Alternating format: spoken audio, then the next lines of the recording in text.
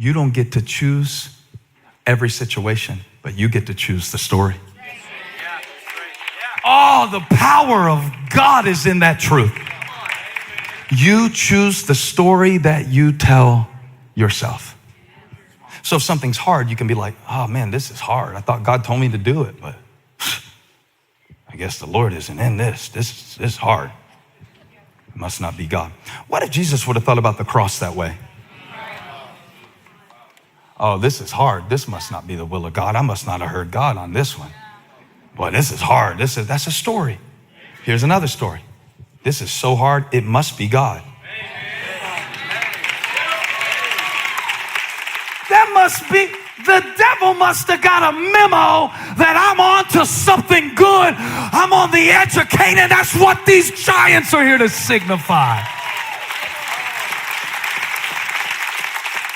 It is dangerous when you select a certain story. Nobody cares about me. Give me your phone. I will show you people who care about you, who checked on you this week. But you let that devil in your editing room and gave him your typewriter. I'm an old school preacher. You gave him the seat in the chair to edit your story. You get to choose your story. I didn't always believe this. I thought, well, certain people, they have certain stories. No, those are situations. Life will give you a lot of suffering. You don't get to choose it. But if you're going to have to suffer enough because of the situations that life brings, why would you choose to suffer with a story? I don't know who this is for. It's probably not somebody in this room. You've suffered enough. You've suffered enough. What you're going through is hard enough.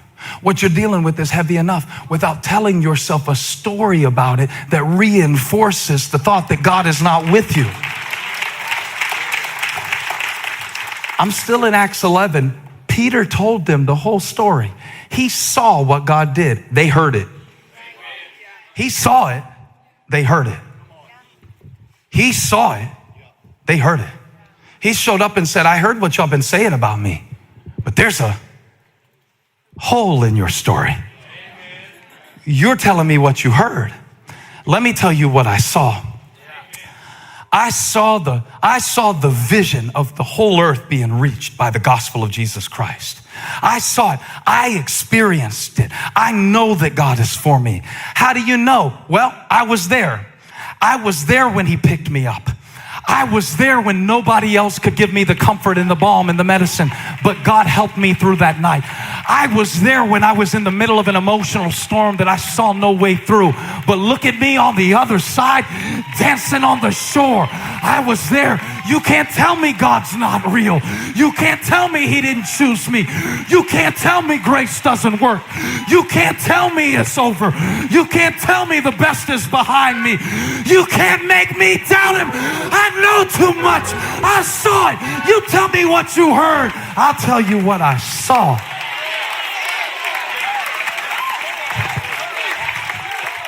I feel the Spirit of the Lord. You choose the story. Now, if this is the most difficult season of your life right now, you still get to choose the story. Did you clap because you're going through hell? You get to choose what you tell yourself, the story of this season. Okay? Because watch this. One person says, I'm going through the valley of the shadow of death. Somebody else says, there's a table for me in the presence of my enemies. It's the same situation, but it's a different story. Y'all forgot how to shout while I was gone last week. Shout if you know that the devil might take your money. He might rob you of a few years, but you can't have my story, my joy, my anointing, my authority. Get under my feet, snake.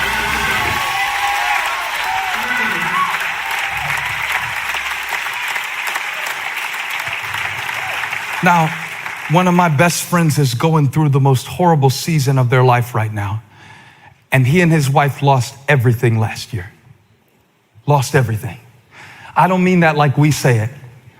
your video game progress got lost. I'm not talking about that. I'm talking about stripped. I'm talking about I felt like I was watching the book of Job. I thought they would lose their faith. I really did. And what would make me mad, every time I would call to encourage them, they would start encouraging me. And I was like, stop it. This is your encouraging phone call. You ever been trying to unlock the door and somebody else is unlocking it at the same time? Stop it, stop it, stop it, stop it, stop it. And so she said something. The wife, they lost their ministry, had to move to the other side of the country. And much of it was his decision. It wasn't her decision. And then as the consequence of his decision, she ends up having to leave everything that she's known, the town they grew up in, the ministry, all of it, left it, gone, other side of the country. Then she gets diagnosed with cancer. So I'm like, you for real right now? Her? All right. So I saw her after all her hair was gone from chemo, and after she was, 33% smaller than she was when I saw her, all of the stuff was in full effect. She started talking about, thank God for the insurance. No, I don't want you to clap yet, because think about this. She said, even though we lost everything, if we hadn't moved across the country, we wouldn't have gotten put on different insurance, and our old insurance wouldn't have covered this. Hold on, don't clap yet. So I'm thinking, I've got an attitude about it. I'm like, well, if God can get you to the other side of the country for better insurance, he should stop the cancer. That's how I think. I know y'all are halos just glowing right now. Y'all trust the Lord with all your heart and lean not on your own understanding. Sometimes I lean on my own understanding. And I'm like, this is ridiculous. I said, and I didn't say it out loud, but I'm sitting over there thinking like, well, did God really have to make you lose everything, get you across the country, give you insurance if he's a healer? I'm thinking that.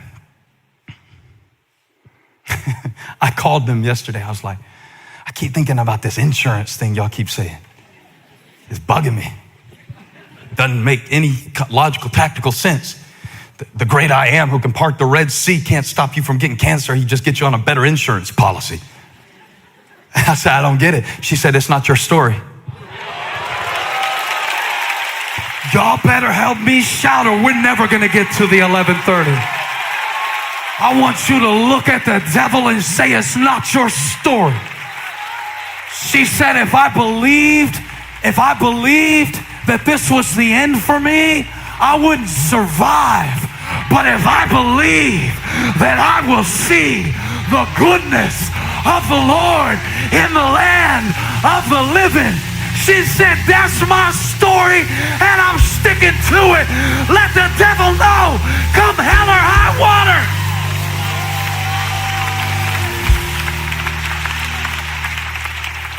I get to choose the story that I tell. Yeah. I feel empowerment in this word. I get to choose the story that I tell. I get to choose. Be careful about selective stories. Be careful about self-centered stories. Be careful about secondhand stories. And be careful about short stories. Y'all sitting down like you want me to finish. Now, be careful of short stories. This point is not for Holly. She has never in her life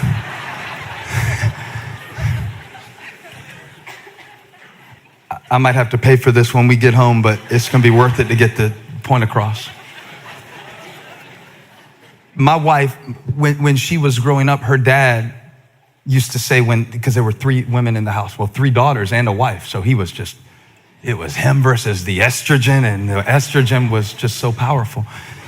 And so when they would start telling a story, he'd go, how long is this story going to be? I just need to know, should I get comfortable in my chair? Should I fluff my pillow? Should I get an MRE? How long are we going to be here in the story? I thought that was so rude that he would say that, but I'm kind of like, now I know what he was saying, because it's not I don't want to hear it. I just want to pace myself with my attention span.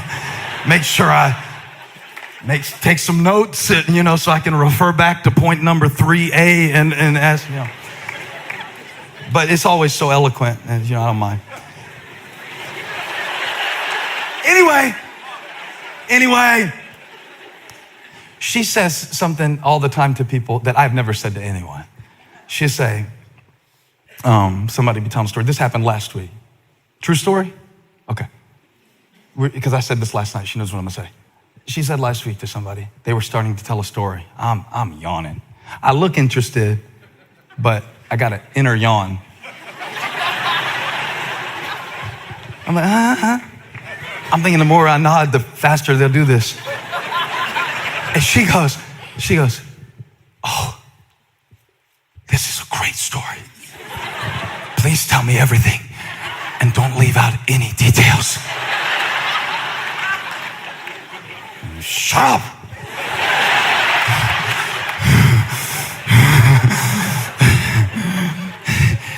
And when it said Peter told the whole story, I thought about Holly. I thought about the whole story, all the details. And sometimes you let doubt cut you off in the middle of a sentence that God is speaking in your life. So be careful about the short story. Be careful when people try to summarize your life into a neat little category. Be careful when you tell yourself a story like that's all there is. That's not all there is. There's more to the story. There's a hole in your story right now. And I wonder what you're going to fill it with. When Peter went down to preach to Cornelius, he went down to tell him the good news about Jesus Christ. When he recounted it to the circumcised believers in Jerusalem, he left one part out. Let me show you what he left out of his story. He left out the sermon that he preached while he was there. I want to show you just one thing before I sit down and put this mic up and send you home happy. I want to show you why some of you are stuck in a part of your story that was never intended to be the end. Because when Peter got up to preach to Cornelius in Acts chapter 10 verse 39, he said something about Jesus that we are all witnesses. I saw it. I know what you heard. I saw it. I was there. I saw him save me. I saw him pay the price for my sins. I saw him shed his blood. I saw him with the lashes on his back. I saw him as a sheep before the shearer, and he didn't say a word. I saw it for myself. And we are witnesses of everything that he did in the country of the Jews and in Jerusalem. They killed him. They hung him on a cross, comma. They hung him on a cross, comma.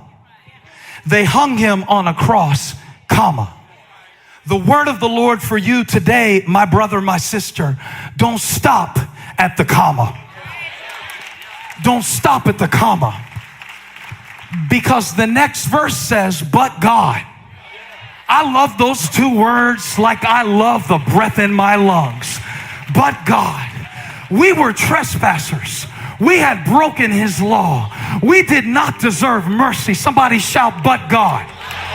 See, and if you stop at the comma, you never get to see the but.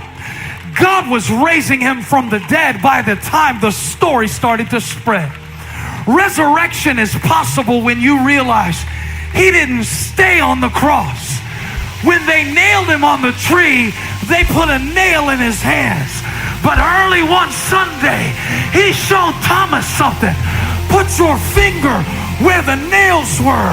There's a hole in your story. This is the gospel of Jesus Christ. There's a hole in your story. Follow me down to the garden tomb where they laid his body in a cave. His body is not there. He is risen. There's a hole in your story, and the best is yet to come. And he who began a good work in you will be faithful to complete it. If you believe it, give him a shout right now. Give him a shout.